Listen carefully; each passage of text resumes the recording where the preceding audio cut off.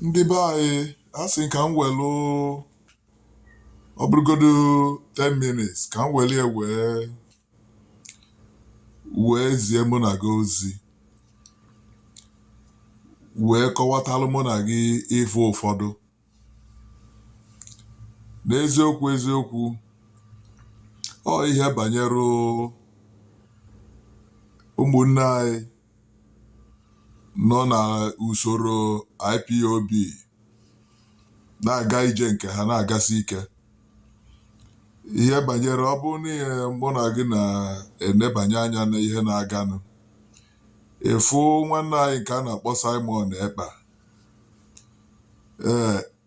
Ị na-enwe okorobịa nwanne anyị anya, ihe na-eme na Naịjirịa nwee ike mee gị si yes nya gaba n'ihu, leta ọsọ anyị niile ya nwụsị ya. Ihe nke a wee bụrụ okwu eji iwe were ekwu, ya na ọgụ eji iwe were eje anụ. Anyị echezikwa eche wee nụ, anyị aplanụzikwa, anyị ahazizikwa ihe ahazi. Anyị alinkikwa up with ndị, anyị akọnetsikwa with ndị anyị na ha ga-enwe mkpebi, nwee nkwekọrịta ga-enye aka, ndị nwere ike hinne dịka ndị Amerịka efuru, dịka ndị Israel, ọkacha Israel. Ọkwana ya ka m ji esi ka m bịa ị ga-enwe amadi a nwa nke mmadụ a ntị. Ọ na-ekwu na 29 nke a ya eme, nke a ya ga-eme, ebe ọ nọkwa n'akụkụ ebe ọ nọ asị na ihe ọ bụ Biafra na gọọmenti exile. Amamụdị ndị ụdị echiche ha na-eche. Ịnọ exile, gọọmenti exile, ihere emeghị na ịnọ exile. Kedu ndị gụ na ha jikọtara ọnụ nọ ndị ga-enyere gị aka? Ndị obodo ebe ahụ ọ nọ na ya nụ sọsọ. Okwu ụmụaka anyị na-ekwu, ndị be anyị na-ekwu n'ọnụ, ọ na-emebi ihe. Ohe ejikọta even ndị Igbo n'onwe ha ọnụ, ma afọzikwa ịkpọbata ndị nwere ike hinne ka ha bịanye aka, maọbụ ndị a sị na UN. Mana ndị anyị ma nọ nsogbu dị mgbe ha ji abata. Mana etu nwanne anyị nwoke a bụ Ekpa Simon si ekwu okwu, ine ya anyị ma na ọ na-afụ afụ ka football brombrom, ka ihe a na-akpọkwa brombrom ka anyị na-akpọ ya mgbe ahụ. So o wee bụrụ ya bụ na na-agbakọnyeghị ọtụtụ ihe menụ na oge nke Nnamdi Kanu, ụmụaka anyị ọkwanụ bikọsụ hafụ ihe ndị ugwu by Fulani na-eme, ọ na-agbaka ha isi, ha na-emezi n'ụdị agha nwụsịa. Ọ bụrụ ka esi eje n'ọgụ, ọ bụrụ ka esi anụ n'ọgụ, ọ bụrụ ka esi eme ihe. Ihe ị na-emezi bụ na iman pretend, na iman dizi ihe onye a na-eme gị. Den ihe echerizi ka gụ na nwanne tụọ alụ etu a ga-esi mie unu nụsị akụ mmadụ fọnụ agha anụnụ anụ ka ị nwee mmeri, ka edene ndụ. Agha nwụzini ka nwa na mpeni ghara ịnwụsịsị nene. And a na-anụ ya ọgụ amarụ n'ebe esi anụ, marụ ndị a ga-anụso, ewee nwee ya bụ enyemaka. Ọgụ abụdụ ihe banyere egbe AK-47, ọbịa bụ ihe ebe ọgụ, ọbịa echiri aka na abụ ofu n'azụ ofu n'ihu, ọbịa bụ ihe eji eji nụ ọgụ. Kee maka ikuku, kee maka rocket launcher side, makwa na ọ dị mkpa rinne. Aha ekwuzi okwu hand grenade na ndị otu ya na nkachasị nke ụgbọelu. And then ndị ga-anọ n'akụkụ wee na-akwado anyị. Ife ọka o si dị na Sudan, ọkwa dị ka ndị Russia nọ one side, ndị America nọ one side, ọ dị West nọ one side, Russia one side. O wee na-esu kịta Russia sef na Ukraine na ihe niile. Russia na isi na-enwuzi ọkụ, ọzi nuklia ka ọ na-etretin, while ọ makwa na ndị ọzọ nwecha nuklia. Ifo no frustrations. Ọ bụrụ na enweghị ihe dịka Amerịka batara ebe ahụ, ọ na ya detu a ọ bụ na the West abanyeghị na Ukraine, ọ ya detu a. So na mmadụ na-eme omume na-ekwu okwu, ọ bụrụ ihe anyị na-eme na-eche na amaghị m ihe anyị na-eche. kedu n'ihe gbaziri anyị ume ọ bụghị na anyị bụ ndị Igbo anyị na anyị adịgo anyị dị n'ofu mụ na gị ma na ndị Igbo leaders ọkacha gọvanọ na ihe ha nọdụ ya bụ ka a maa na ya enweta ego from Nigeria maka na ha suwel in campaign under Nigeria and ha kwesịrị ka ha na unu na-ekwugoro okwu ha na-eme unu mechie n'ọnụ biko ka ha natagodo ego ngụnwa na ikwesịrị ịghọtafa ma na ha nwa suwel in under Nigeria na ha na-ekwesịrị ka ha na-abụ folokwa ha up anyị eji ha amamihe were eme ihe a onye mere oge nke Nnamdi Kanu ndị Igbo youths egbukwa na-egbu karị thousands o amarọ m mana ndị egburu ka nkụ ọ gịnị mezie today ihe a chọrọ bụ ka egbusikpọ Igbo youths onye ndị ya anọzi ọgụnwa ana m ekwu oge nke Kanu ụmụ nwaanyị anyị ndị agha kpọrọ ịmakwa ihe na-eme makwa ndị gị na ha na-eme ihe ụmụ nwaanyị anyị ndị a kpọrọ enuje na ofu baraks kpọchie ha na-eyi uzu ha etu o si masị ha ụfọdụ apụtabeghị today ị ka na-eme mkpọtụ andị mkpọtụ bụrụkwanụ mkpọtụ nke ị na-asụ ya n'oyibo as if to say na onwe ihe ị ga-emenwu mana ọ bikọsi na ịnọ exile gọọmenti exile Biafra na gọọmenti exile ihere ahịa eme mụ na gị then onwe onye gịnị ga-ebe ndị ịnọzi ebe a wee na-ekwu na ihe na-ese ndị ego ihe ese ndị help enyemaka kere etu ihe esise ndị enyemaka ọ bụghị jet ka ị nwere kere agrimenti gị na ndị Finland nwanụ gọọmenti mmanụ ka ihe ejikwa ha ụgwọ kere agrimenti gị na ha kere ndị a na-afụ were iwe maka na esokwu m ewe ihe nna afụ na-eme na Naịjirịa mana amamihe ka anyị na-ede na iji wee chọpụta n'ọkwa Chineke si etu akọwapụtasịa ndị Igbo from Nigeria ị na-anya efu na Igbo leaders kịta na ha abịago bịa gbaa na ya hinne wee exhaust their strength ebe a na-achọ ka ebuild bridges and ka ama na ewel diplomacy wee gaa nke IPOB ejighọ ọ etu esi eme ihe eluzie n'isi last resort eluzie n'isi n'ebe njedebe ebe ejedebezi and ebe a ka anọzi kịta ọ ndidi ka ya ha enwe ọ na-adị ya ọsịsọ Simon Ekpe na-ekwu by 29 na-aga the same thing Nnamdi kwuru na ndị amị niile na ndị police na ndị Naijiria na ihe niile ndị Naijiria ya apụsịsị ọ bụzi sọsọ gị ọ bụ sọ gị bụ onye Igbo bụ ihe na-eme na ka Naijiria na-eme Nigeria is happening to everybody now ị na-eme ka i buru ya n'isi ka ọ bụrụ ụgụ ka a ya si n'unu fesi Nigerian gọọmenti ndị ọzọ anọdozie were nwa na-edozi be ha na-abịa ha ọ bụzi a na-emesie unu nwa afọzie unu ya afọ ha nwere onwe ha ndị ọzọzi ọbụgo nne since wee succeed ye ọ bụrụ unu na Nigerian gọọmenti ya anụ ndị Middle-Belt ewerezie nwa na-arụ onwe ha ndị ọzọ na-arụ onwe ha ọ bụrụ unu bụ ndị eji echunye aba aja na ọ bụrụgodu nọ etu a ka o ya esi ga na etu Chukwu si wee kwado ya maka na anyị na-ekpesi ekpere ike bikọs ọ bụ na ọ bụ ihe Nnamdi Kanu na wee nke oke ebutekwa ọgụ ọ bụ na-egburu Nnamdi Kanu Igbo yuz aka ebiri na-ewe gbuo ha bịa nwee nkwadobe ha dị ịmakwu na ma ihe bụ ịnụ ọgụ mụ na kwesịrị ka anyị jee nenekwa kene muvi a na-akpọ Tears of the Sun kedu ihe a na-akpọzi ya akpọ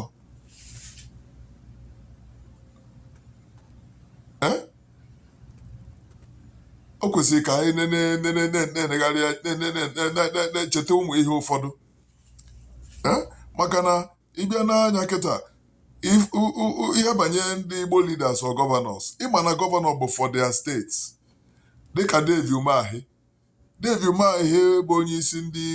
gọvanọ na South East o nwere okwu o kwuru mgbe gara aga mgbe ndị North na-ajụ ya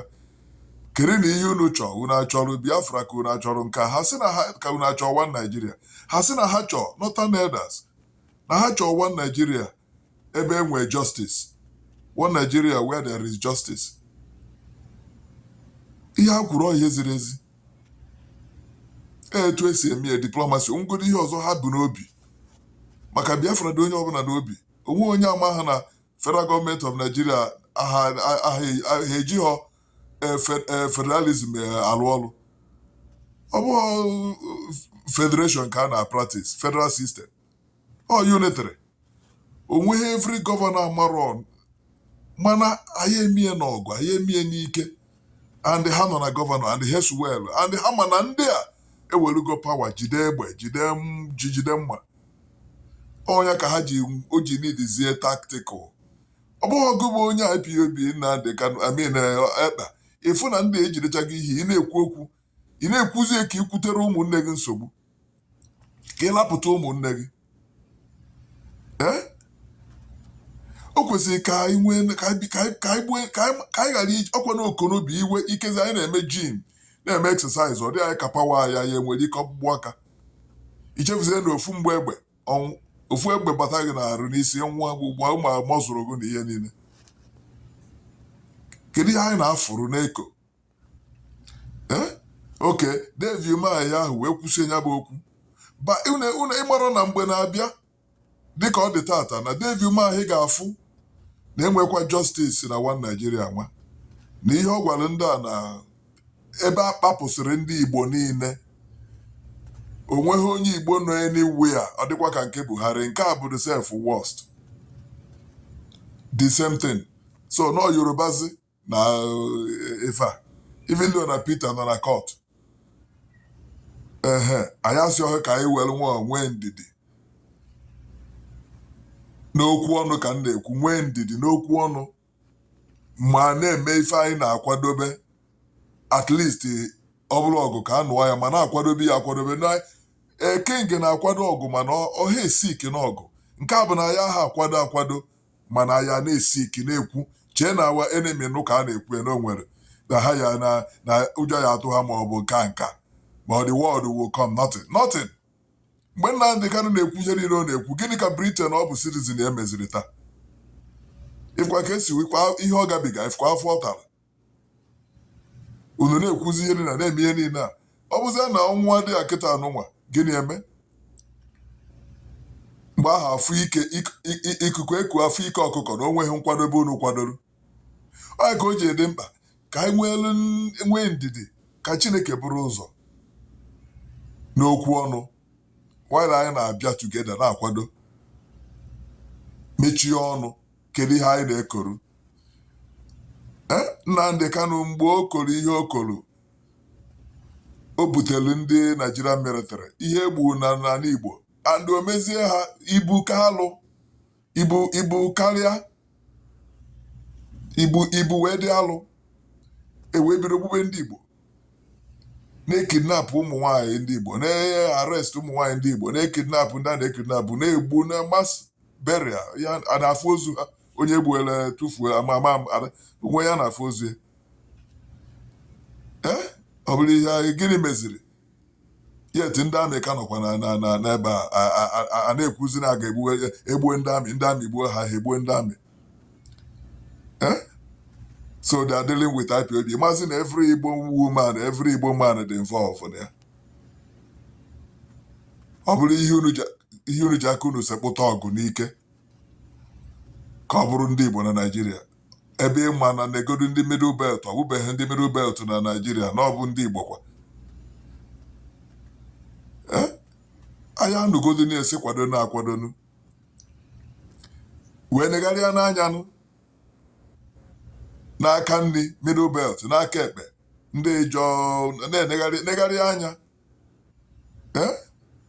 na-ekwu anya ihe na-eme na etu ihe si dị mara ebe onye kwụ mara nke na-eme a na plan n'ihe plan iwee kọneti ya ofu n'ime ndị world powers ya n'ụwa ji ike onye ka ndị na-akpọ ndị nwere ike niile physical strength Israel ụmụnne anyị nwere ndịda Igbo leaders anụnwa emeka anya ọkụ ha unu aha afụ ha jekwuo ha na unu a na-eko ndị chibugoro achị na UN nwere ọkwa na Nigeria gọọmenti a past ibi kpọọ ha gịnị na ha ji eri bribe aga meanwhile Nigerian gọọmenti fụ na unu na ha akwụghọ ha wee nwee more power na-abata na-egbu unu ọ ka esi eme biko onye mere anyị ihe anụwa ihe mere emedị oke isi ọzọ oke Dave Umahi ya na ndị gọvanọs ya onye mara na mgbe na-abịa n'iwe ga-ewebe ha ọnọdụ ndị Igbo ga-ewewe ha iwe etu o si dị andị ọnọdụ Naijiria na-ewezi onye ọbụla iwe ọ bụrụ sọ ndị Igbo ọ na-ewe ndị Hausa iwe ọ na-ewe ndị Middle Belt iwe ọ na-ewe ndị ka ihe eji wee votu zie Peter Obi Nigerian gọọmenti Nigerian citizens votu Peter Obi 95%. Unu amadị ihe mere Peter Obi win everywhere and odo anya na ha nwere onwe ha jizi aka ha iche na ndị Igbo anọzi n'amị iche na ndị Igbo enweghị ike ime ihe ndị West South ama mme ihe n'ime amị iche na ha ya gba nkịtị gaba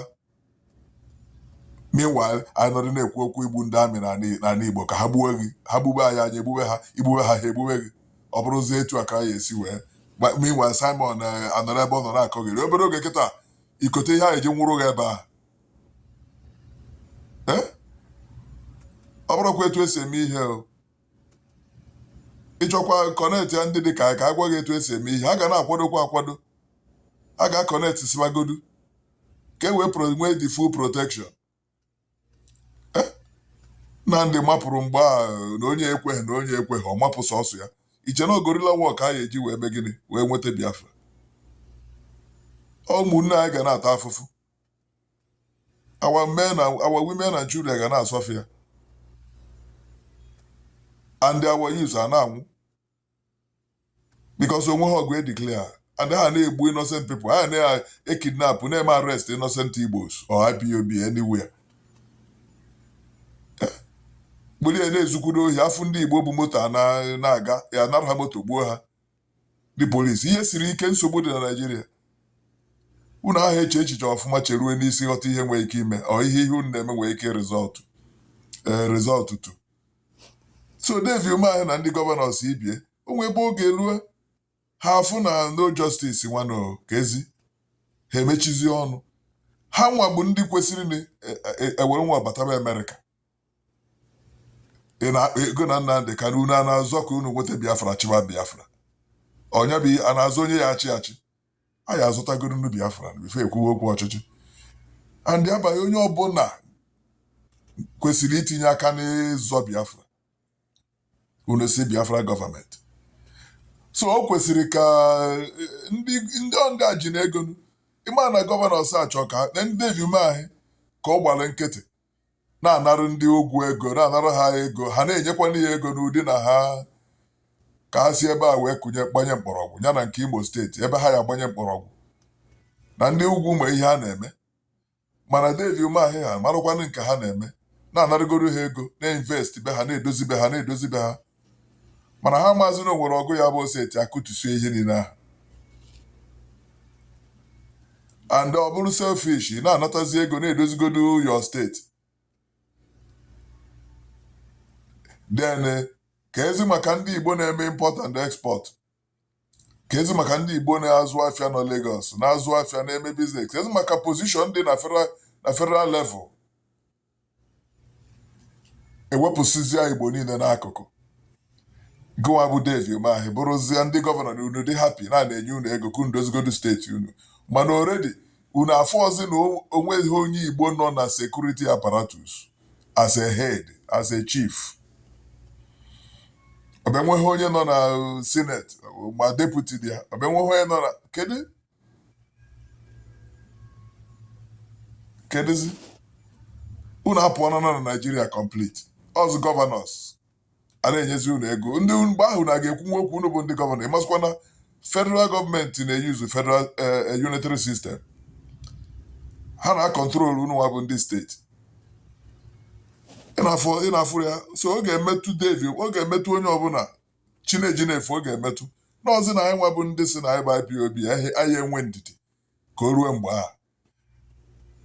ọkwa n'okwu ọnụ ndidi bụ n'okwu ọnụ ikwu ha okwu onwe ihe ị kwesịrị na-eme unu a na-akọnetị godunu ndị ahụ world powers ya unu a na-akọnetị ụmụnne unu na-ajụtakwa ha ihe na-akọwakwara ha nwe ihe ụmụnne unu ma ndị gọvanọ na-akọwakwara ha ihe na-ajụtakwa ha nwe ihe ka e wee nwegoro ike ido ofu ọkwana ya bụ na-anụrụ ọgụ merie na ọ dị egwu kene mụnwa amakwazi nke m na-ekwu bikos a sị m na onye ga-anwụ ga-anwụ onye ga-adị ga-adị kama inene this tears of the rising sun gịnịdị ka afa movie had nenesie ya ike agwụ ihe banyere ọgụ iwee ghọta na ọgụ na-atọ ụtọ na enwe adị organize aplanụ ya wee nwee a great support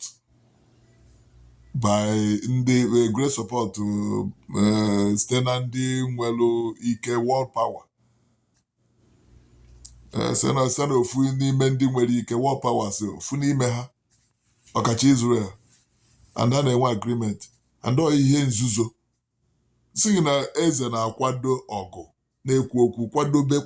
kwadobe ifo ndị Fulani na ha tụ na mbụ kwadobe enye ha aha ọchịchị ha na Britain kpebi ha bụrụzie n'obi na Nigeria na ha ya continue na power dị anọ nke ha so ha amago na ha neediri egbe ha amago na ha neediri military ha amago na ha neediri security apparatus ha amago na ha neediri control everywhere and then jide ego mgbe na ya kpata ha ji eme ihe so the only thing ebe a nọ wee na-emegide mụ na na-emeri mụ na ata bụ because na ya dịbeghị together IPOB na ndị Kanu kpaalụ jewalụ Simon Ekpe kọlụ jewalụkwa ọ bụrụzia some youth so some people join the IPOB some people join ọha na-emere onwe ha business na-agara onwe ha nke ha kwụrụ nọ ihe ụmụazị na ha amaghị eme n'otu ụdị okwu ha na-ekwu then ndị Igbo gọvanọs agbazia nkịtị na-enarugodo ego na-edozi na-asavụzi ndị federal gọọmenti ka ha wee nweta ego na-edozi ịgbaba ha ndị amaghị ihe ka ihe ịchọzi ka ha mee ọ bụ na etu unu nwa si aga ije etu unu si eme ihe unu na-eme na-ekwuwe na-eme nọfụ ka mụ wajela ahụ ụla ya dịba bọtụ nsị ka hapụ ihe a na YouTube zip ya na mma na Chineke ga-eme ụfọdụ afọ ya ụfọdụ ama mfụ ya ndị fụrụ anụ onye ruo onye tụgharịba uche ọ bụ nwa onye amaghị na agha dị na ndị a ga-anụrịrị ọgụ ahụ mana onye gwaziri na Igbo na ndị Fulani ma ọ bụ Igbo na ndị federal gọọmenti onye gwaziri na ọnya ọgụ dị kịta bụ na the whole Nigeria agụụ no source of income no job the whole Nigerians for Peter Obi Labour Party ọ ha bụ ndị ga-ebi new revolution ngụnwa bụ Simon na-eti ego na ka enebezie unu bụ ndị IPOB anyakwa ọzọ unu ga-enwe ndidi wee nụ nwayọ ọ bụghị nke 29 May 30 May na nke a every military go this we will drive them out na-asụ na-akọgheri na nwanne m abụọkwara m onwe ihe ebe dị mma gụbụ Simon na-emete unu metere ma ọ na-andị mana kedu ka a ga-esi wee nke mere unu na satam Nnamdị mechara enume ifkwa ka isi ihe emerie ịkwọrọ ndị nwe unu na nke a ka anyị were nke a mata ihe na wee were nwa ka Chineke buru ụzọ na oke ngwa ngwa anụnwa mba ya na iji iwe wee pụọ ọgụ ihe amazikwa ebe onye ji iwe wee pụọ ọgụ a na-eji na egbe tụtụrụ ya pịam gbatuo ya n'ala anyway